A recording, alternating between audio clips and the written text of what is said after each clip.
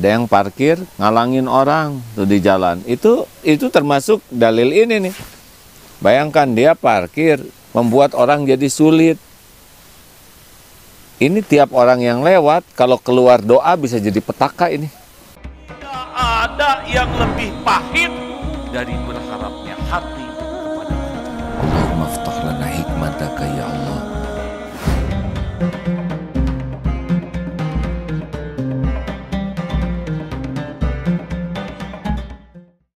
Kualitas keislaman kita bisa kita lihat dari kemampuan kita menahan diri untuk tidak merugikan orang. Fokus begini saja terus ya. Latih. Nanti kalau kita tidak merugikan orang lain, kita nyaman. Dan itu kebahagiaan tersendiri hadirin. Ya, jadi kalau kita ingin bahagia, jangan merugikan orang. Karena merugikan orang lain itu tidak baik. Tidak baik itu sesuatu yang tidak disukai Allah. Capek nggak sih berbuat baik? Gini ya, ini sudah berulang kali disampaikan.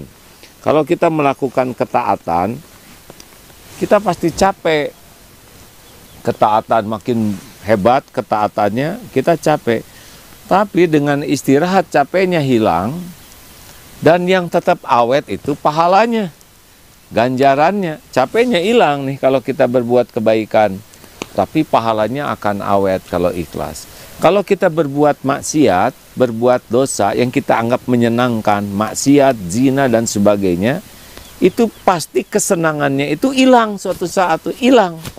Tapi yang tetap itu dosanya dan hukumannya. Makanya mending kita capek dalam kebaikan aja.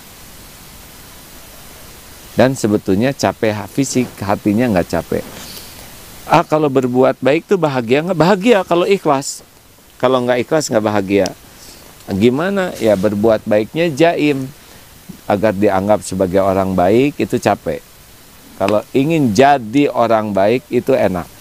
Kalau ingin dianggap sebagai istri baik, suami baik, orang tua baik, guru baik, kiai baik. Kalau niat kita ingin dianggap orang lain, nah ini capek berbuat baiknya. Kita capek berbuat baik kalau ingin orang lain tahu kebaikan kita. Itu capek juga. Dia akan ada upaya supaya orang lain tahu. Dan kalau orang lain nggak tahu aja, sakit hati kita. Juga kita akan capek berbuat baik kalau nunggu orang lain berterima kasih. Saya udah nolong sama dia nggak tahu terima kasih, sakit. Ya. Kenapa nggak enak hati ketika itu? Karena nggak benar. Harusnya sudah saja. Mengingat-ingat kebaikan kita juga nggak enak. Aduh, saya tuh udah nolong dia, saya udah berjasa, saya udah membiayai, saya sudah memfasilitasi, saya. Kalau kita sering mikir gitu, pasti nggak enak. Kenapa nggak enak? Karena tidak benar. Harusnya gimana? Ya sudah, alhamdulillah kita bisa berbuat baik, berarti Allah menolong kita berbuat baik, selesai. Saya udah ngasih tuh ke anak yatim, bukan saya yang ngasih. Allah yang ngasih ke anak yatim, kita diuji jadi jalan. Diuji loh ya. Kita diuji jadi jalan. Nih seperti ini nih. Wah, mau bangun pesantren di sini, Agim bangun. Mana Agim bangun pesantren? Kalaupun jadi ini pesantren di sini udah pasti sudah tertulis di Lauh Mahfuz. Saya dan kawan-kawan diuji oleh Allah, dilibatkan dalam takdir ini. Kalau merasa ini saya yang membangun, ini saya yang jerih payah, udah pasti nggak enak. Kenapa nggak enak? Karena ingin diakui orang. Berbuat baik juga tidak akan enak kalau kita nunggu orang balas budi. Kemana nih budi ya kok belum dibalas? Misalkan itu lebih nggak enak. Budi siapa? Budi Susanto. Nah itu sia-sia hadirin. Jadi udah aja lakukan, lupakan, lakukan, lupakan. Nah kembali ke al-muslimu man salimal muslimuna, seperti di jalan ya, naik motor, naik mobil. Itu klakson itu memang di beberapa negara beda-beda adab klakson tuh ya. Ada yang di beberapa negara termasuk di Malaysia atau kalau itu orang tersinggung itu. Sampai orang luar negeri yang ke Indonesia tuh kagum. Kenapa katanya itu di Indonesia klakson bunyi terus? Oh, dijelaskan ini adalah silaturahim katanya. Nah, Indonesia banyak alasan. Jadi tit gitu ya. Makin panjang titnya makin dalam itu ya. Rasa jengkelnya. Astagfirullah, astagfirullah. Alhamdulillah. Termasuk parkir. Ada yang parkir ngalangin orang tuh di jalan. Itu termasuk dalil ini nih. Bayangkan dia parkir membuat orang jadi sulit. Ini tiap orang yang lewat kalau keluar doa bisa jadi petaka ini. Ya, semoga Allah mengampuni sahabat kita ini. Suatu saat sedang lewat di Geger Kalong Girang, macet dari sana sini. Ternyata di belokan ini ada parkir motor yang ke tengah sehingga sulit. Sesudah turun, saya turun cari, maaf, ini motor siapa? Oh saya, maaf Pak, saya sedang fotokopi, saya mau apa ya S2 tuh kalau selesai tuh, tesis. Saya bikin tesis, saya mau. Terus apa hubungannya tesis dengan parkir di jalan ya? Apalagi ini S2, sekolah yang sudah lama nih, 12 tahun tambah 4, 16 tambah berapa gitu ya. Kenapa parkir motor aja nggak bisa? Ini luar biasa. Suatu saat dalam sebuah kunjungan, ada kunjungan para mahasiswa naik bis. Ketika sambil nunggu, itu sampah dikeluarkan dari bisnya. Ini luar biasa. Kuliah bertahun-tahun, nyimpen sampah pada tempatnya aja nggak sanggup. Jadi belajar apa ini? Pasti tidak belajar akhlak. Tidak belajar Islam dengan benar. Karena buang sampah sembarangan itu zolim. Menempatkan sesuatu tidak pada tempatnya. Bagaimana menurut merokok? Pertanyaan ini lagi. Lo kan sendiri yang nanya. Iya emang.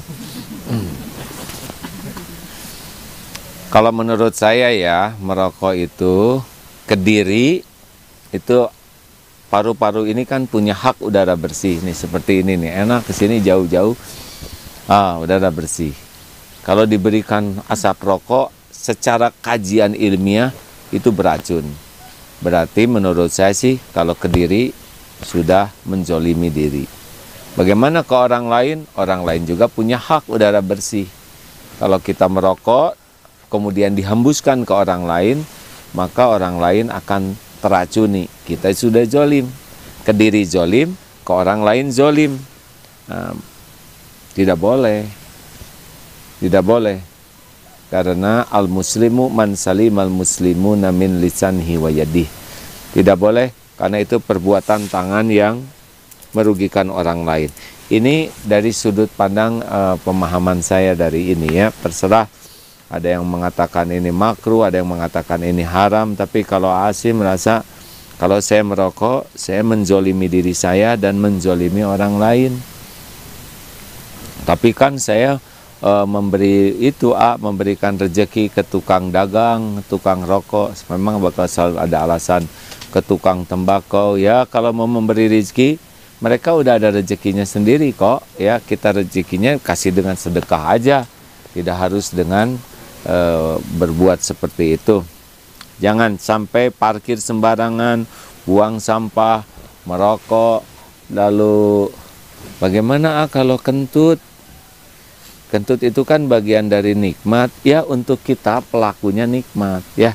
Tetapi oleh orang yang efek samping itu ya yang membuat tergantung memang tingkat itulah ya derita yang didapat. Sebaiknya minta maaf ya. Misalkan dalam satu majelis taklim kita udah ya gak bisa nahan gitu ya, kita jangan berlipat zolimnya. Atau misalkan ngeheos ya, tidak bunyi tetapi tercium, kemudian di depan teh ada nenek-nenek sedang ngaji gini aja, terus kita udah kita yang kentut, kita nunjuk, ini zolim berlipat-lipat ya enggak, kita terdakwanya tapi kita menuduh orang lain yang sedang ngantuk dan nenek itu sedang wirid, bayangin, kita tuduh sebagai ahli kentut. Ini zolim, tidak boleh. Kalau ada yang nanya, siapa yang buang angin, ngaku aja. Kenapa kentut di sini? Kesehatan, Pak. Gitulah, jangan. Ya sudah, saya tahan, Pak. Tapi tak tertahankan. Nah, hadirin sekalian, kita harus sangat serius untuk parkir, buang sampah, merokok, atau bunyi-bunyian ini. Rumah deketan, hati-hati nih.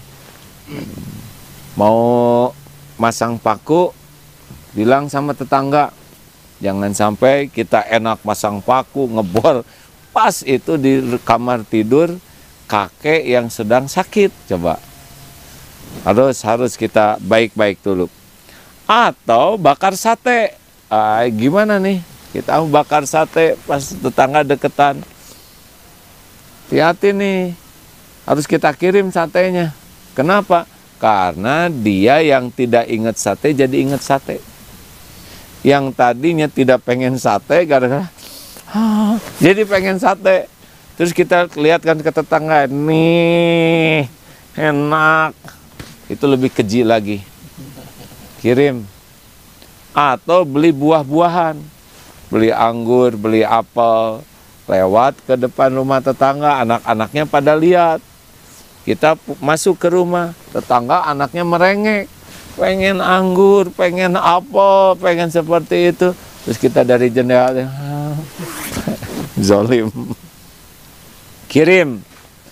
Jangan sampai tetangga jadi bermasalah gara-gara kita beli barang yang kita sukai dan orang jadi ingin. Sampai sebegitunya Islam tuh mengatur supaya kita jaga diri, ya. Kenapa tatentot begitu? Baik.